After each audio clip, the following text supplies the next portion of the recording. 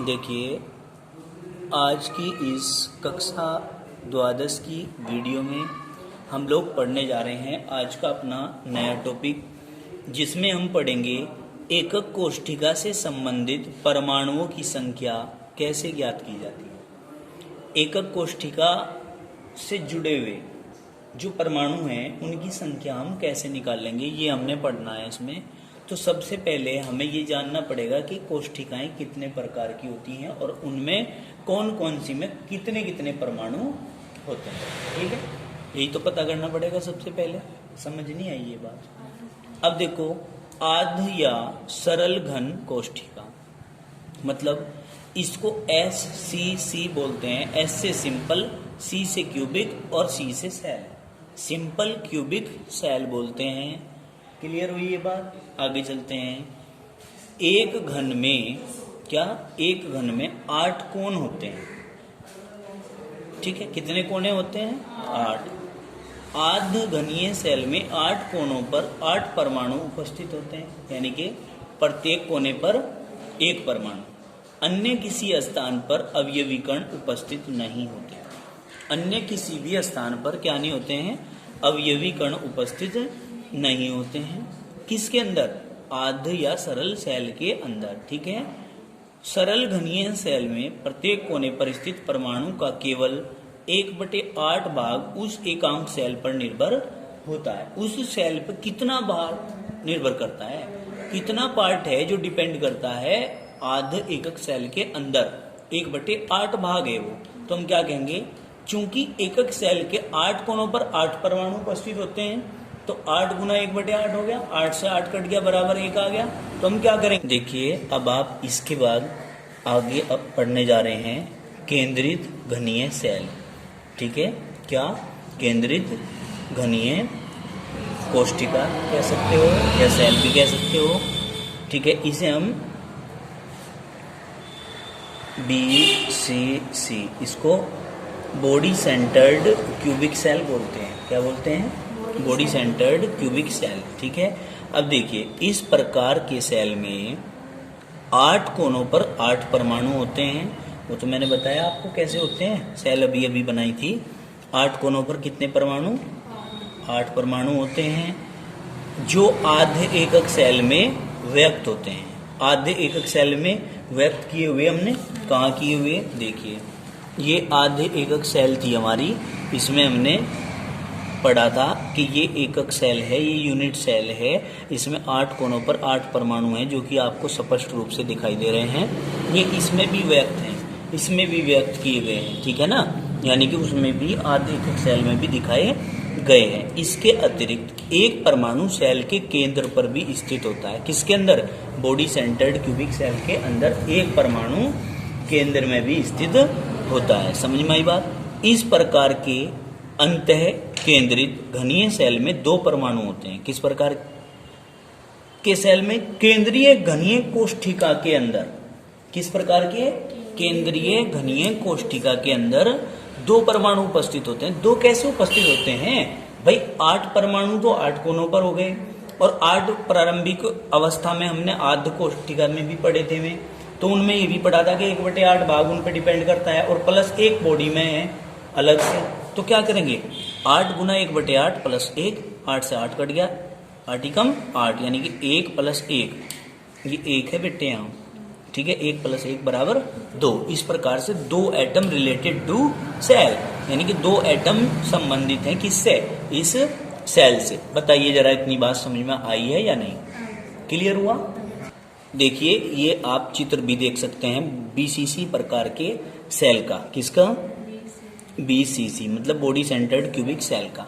इसमें आप देख रहे हैं कि 8 कोने हैं, 8 कोनों पर 8 परमाणु दिखाई दे रहे हैं, परंतु इनके साथ साथ केंद्र में भी एक परमाणु आपको दिखाई दे रहा है।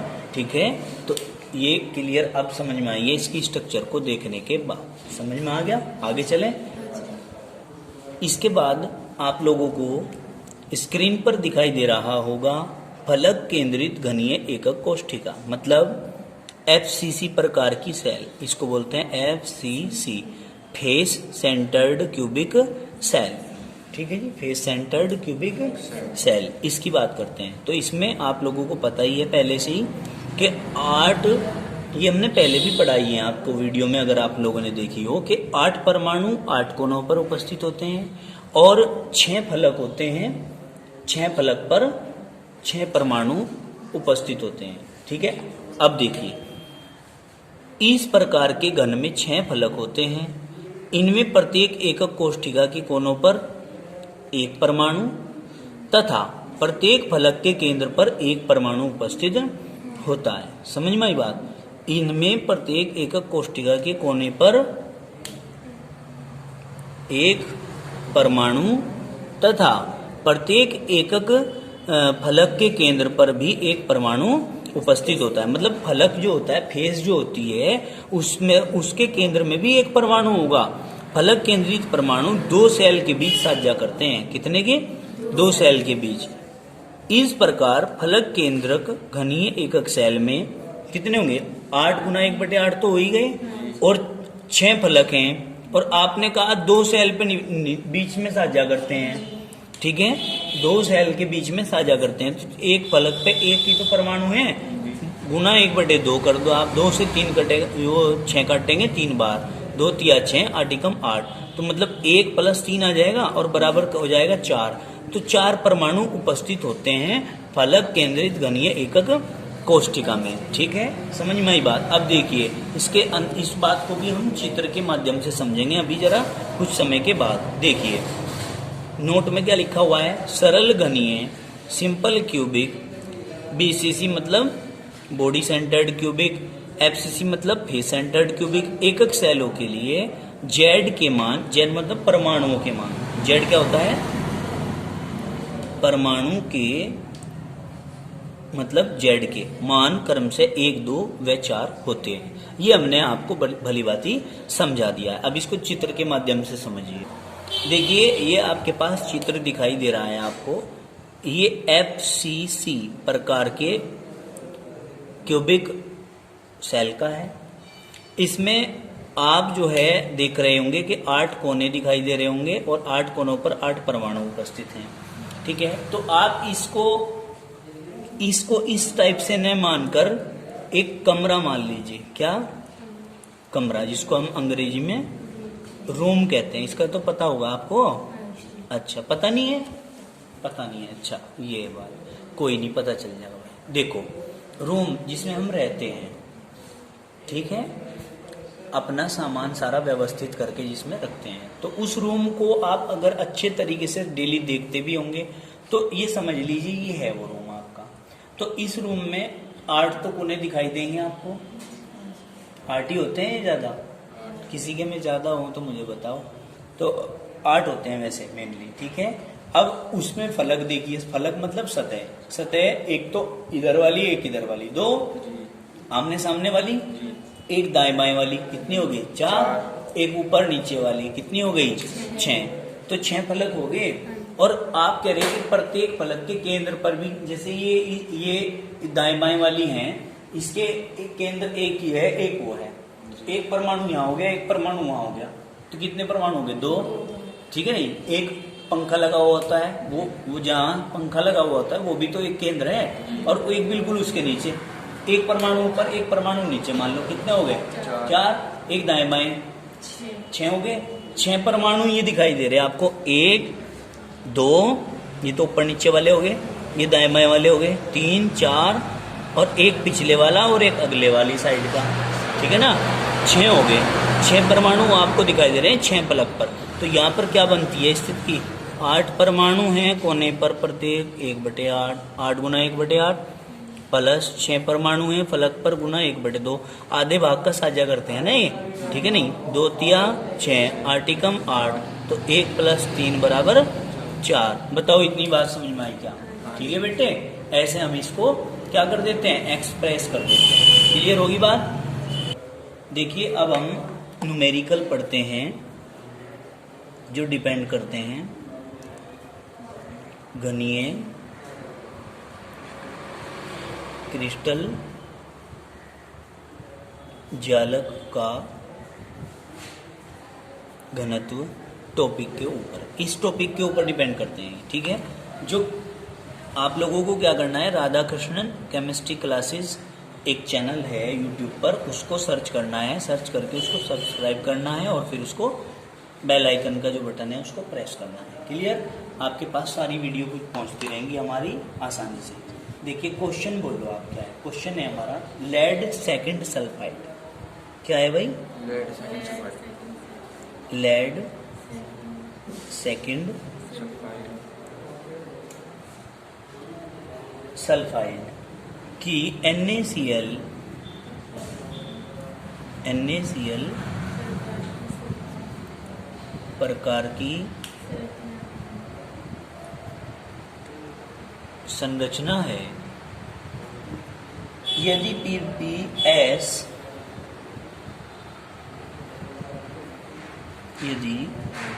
PbS मतलब lead sulphide, Pb lead, S sulphide, ठीक है, की इकाई सेल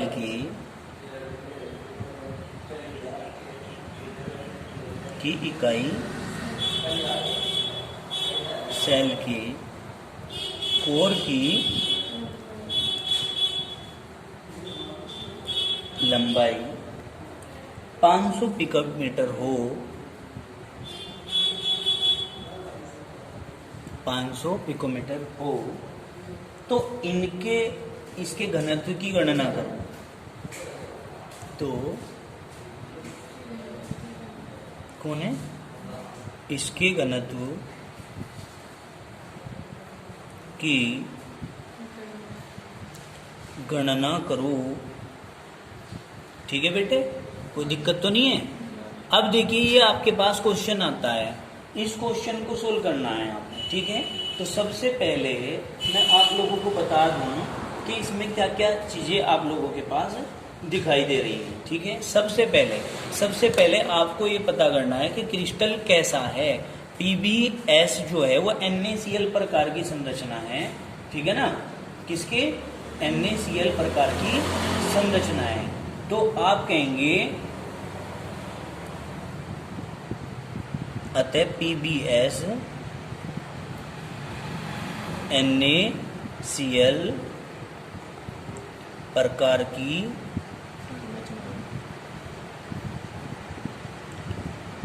संरचना है। तो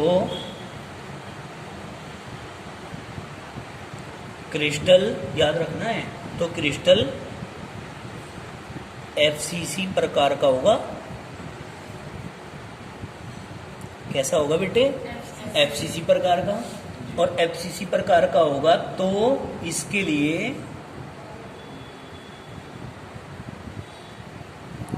Z इक्वल टू कितना पढ़ा था हमने FCC के लिए? 4। क्लियर होगी बात? कोई दिक्कत तो नहीं है। अब देखिए यहाँ पर आपको दिया होगा क्वेश्चन के अंदर ही PV बराबर 207 और S बराबर 32, ठीक है, कोई दिक्कत तो नहीं है। तो आप इसका टोटल का यदि द्रव्यमान निकाल लेंगे तो कितना आएगा? टोटल का द्रव्यमान, PbS का द्रव्यमान यहीं से निकाल दूं। PbS का द्रव्यमान यानी कि M बराबर 207 प्लस 32 कितना हो जाएगा? 7 और 2 9, 3 जुका 2, ठीक है, 2 जुका तो कितना आएगा? 239 आ गई M की वैल्यू, ठीक है भाई। कोई दिक्कत है क्या? समझिए इस बात को बहुत धीरे से। देखिए अब आप लोग इसमें एक चीज और भी देखेंगे, एक वैल्यू आती है Na जो होता है वो एवोगैड्रो नंबर होती है। क्या? Avogadro number. इसको हम 6.023 इंटू 10⁻23 मानते हैं। ये कंफर्म वैल्यू होती है, हमेशा यही रहेगी, ठीक है। और एक चीज और भी है, आपको इसमें दिया गया है 500 पिकोमीटर कोर की लंबाई, तो हम क्या लिखेंगे यहाँ पर? कोर की लंबाई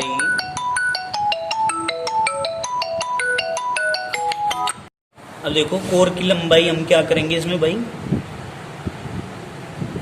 कोर की लंबाई ए मानते हैं इसको। इसको भुजा की लंबाई भी कह सकते हो आप, बराबर इसने दे रखा है 500 पिकोमीटर। इसको आप 500 गुना 10 की घात माइनस 10 सेंटीमीटर भी कर सकते हो।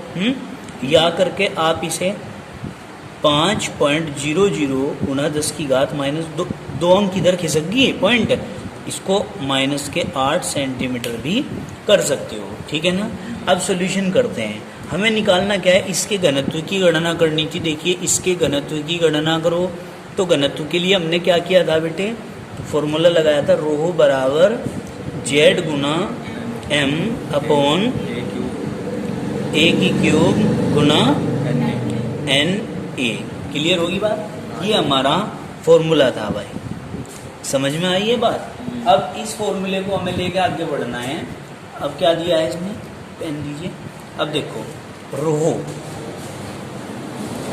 इक्वल टू जेड की वैल्यू कितनी है बेटे 4 इंटू एम की वैल्यू कितनी है, एम की वैल्यू निकाल के आई थी यहाँ पे हमारी 239 बटे ए की वैल्यू कितनी है बताओ, ए की वैल्यू ये निकली आपकी 5.00 इंटू 10 की पावर माइनस 8 इसकी क्यूब इंटू एन ए की वैल्यू कितनी आई 6 पॉइंट, बताओ अभी दिख रही है एन ए की वैल्यू ये रही यहाँ पे 6.023 इंटू 10 की पावर 23 ये आ गया। अब इसका बस सॉल्यूशन देना है और कुछ नहीं करना है, ठीक है। क्या करना है भाई, इसका सॉल्यूशन देना है। कैसे देंगे इसका सॉल्यूशन हम, देखो यहाँ पर इसकी क्यूब करेंगे, क्यूब करेंगे तो क्या आएगा भाई, इसे तो ऐसे ही रहने दो 4 गुना 239 बटे 5 की क्यूब कितना होता है 125 भाई, पंजो 25 पंजे 125 यानी कि 5 गुना 5 गुना 5, यही तो करेंगे, कितना आ जाएगा 125। क्लियर होगी बात, ये रहा गुना 10 की घात 8 दिया 24 गुना घात की गुना ऐसे होती है, और फिर 6.023 गुना 10 की घात 23 कर सकते हैं ऐसे, कोई दिक्कत तो नहीं है। अब क्या रह जाएगा भाई, ये बात समझने की है, ठीक है। अब इसका सॉल्यूशन देना है। सॉल्यूशन के लिए क्या करोगे बताओ, ये 24 है ना, और ये कितनी है 23, घटा दें भैया, माइनस की हैं प्लस की हैं, तो मैं क्या करूं यहाँ पर इसको कैंसिल कर देता हूँ, यानी कि 4 गुना 239 बटे 125 गुना 10 गुना 6.023 यहाँ तक ले आए हम इसको। अब देखिए इसके बाद हमने इसका सॉल्यूशन निकाल लिया है। पहले हमने क्या किया कि 24 यहाँ माइनस की थी और प्लस की 23 थी, तो इससे ये कट कर दिया, एक माइनस की घात बच गई, बाकी सब सेम है। फिर यहाँ पर हमने इसकी और इसकी गुना करी, इसकी गुना करने का पर हमें 956 आता है, ठीक है जी। और इसकी गुना करेंगे, पॉइंट हटा करके हमने ये पॉइंट हटाई, ऊपर ले गए 3 जीरो लगा दी, 1 2 3 अंकों के बाद थी पॉइंट, तो पॉइंट हटा दी, 10 की घात 3 कर दी, माइनस की 1 घात थी इसको ऊपर की साइड ले गए, ये प्लस की हो गई, और बटे में रह गए 125 गुना 6023, ये रहा, ठीक है। क्लियर हो गया। अब हमने इसकी गुना करी, इसकी गुना करने के बाद हमारे पास ये आता है 75285 ये आ जाता है हमारे पास।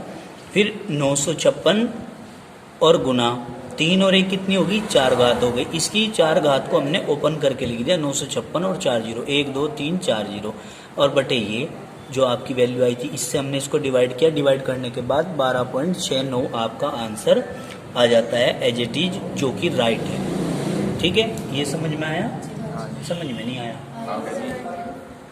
देखिए हमारा नेक्स्ट क्वेश्चन शुरू होता है, ये KCl का घनत्व 1.9893 ग्राम प्रति सेंटीमीटर की क्यूब तथा एक्सरे निर्धारण के अनुसार, एक्सरे निर्धारण के अनुसार कोर की लंबाई, एक्सरे से निकाल ली बेटे, एक्सरे करते हैं ना, मशीन होती है एक्सरे की, उससे डिटेक्ट करते हैं और उसके बाद हम कह रहे हैं कोर की लंबाई 6.29082 एंगस्ट्रॉम है। ठीक है, एवोगैड्रो संख्या का मान, संख्या का मान ज्ञात करो। ये आपका न्यूमेरिकल आता है। इसमें कहते हैं यदि KCl क्रिस्टल संरचना, देखो इसमें क्वेश्चन में ही दे दी, यदि KCl क्रिस्टल संरचना, ठीक है बेटे, FCC प्रकार की है, कैसी? FCC हो तो, अब भाई आपको पता है चूंकि KCl तो FCC प्रकार का दे दिया, आंसर में लिखेंगे चूंकि KCl FCC प्रकार की संरचना है, अतः Z equal to 4, Z equal to 4 रखेंगे। अब क्वेश्चन में दिया हुआ है घनत्व, यानी कि रो इक्वल टू 1.9893 ग्राम प्रति सेंटीमीटर की क्यूब। कोर की लंबाई मतलब A की वैल्यू दे दी 6.29082 एंगस्ट्रॉम। क्लियर होगी बात? तो आप क्या कर सकते हैं, इसको या करके 6.29082 इंटू 10 की पावर -8 सेंटीमीटर कर सकते हो इसको। आप समझिए, कोई दिक्कत तो नहीं है, आगे समझ में बेटे, समझ में आ रहा है? अब आपने क्या करना है कि एवोगैड्रो संख्या का मान निकालना, मतलब Na की वैल्यू ज्ञात करनी है।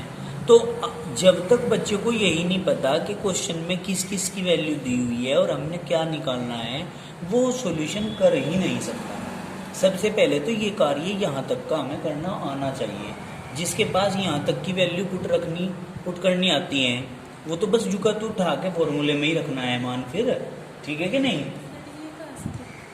ये बेटे याद रखना है कि अगर एंगस्ट्रॉम में वैल्यू दी है उसे सेंटीमीटर में चेंज करेंगे तो क्या करेंगे, ठीक है? अब इस क्वेश्चन में आ गया, अब ध्यान रखना कि यदि कहीं एंगस्ट्रॉम में आएगा सेंटीमीटर में चेंज करेंगे तो ये करें, ठीक है? अब हमने क्या करना है, देखिए सबसे पहले फॉर्मूला आया था रो बराबर Z गुना M अपॉन, क्या था भाई, अपॉन A की क्यूब गुना Na। वैल्यू का की निकालने के लिए कह रहा हूँ, एवोगैड्रो संख्या यानी कि Na की, तो Na को यहाँ ले आओ, इसको यहाँ ले आओ, यानी कि Na इक्वल टू Z गुना कैपिटल M अपॉन रो गुना A की क्यूब, यही तो है। सारी वैल्यू पुटअप कर देंगे, सारी वैल्यू पुटअप करेंगे। Z की वैल्यू कितनी बेटे, 4 गुना M की वैल्यू कितनी है, M की वैल्यू दे रखी है, नहीं दे रखी, तो यहीं से ही हम फाइल ओपन करेंगे, यहाँ यहीं से इसके सामने से ही KCl के लिए M बराबर क्या होगा, इसके लिए 40 प्लस Cl के लिए 35.5, तो कितना आ गया, 40 और 3 70 और 5 75.5, तो हम यहाँ रख देंगे 75.5 बटे रो की वैल्यू कितनी है 1.9893 इंटू ए की वैल्यू कितनी है, ए की वैल्यू हमारी आई, ठीक है, क्या लिखेंगे भाई 6.29082 इंटू 10 की पावर माइनस 8 इस पूरे का क्यूब, यही तो करेंगे आगे समझ में। तो अब हमने क्या करना है यहाँ 4 गुना 75.5 बटे 1.9893 गुना, अब देखो यहाँ इसका तो कर लेंगे घन 6.29082, ठीक है, इसका तो कर देंगे घन गुना, और यहाँ आ जाएगा 10 की पावर 8 या 24। क्लियर होगी बात यहाँ तक तो कोई दिक्कत नहीं है।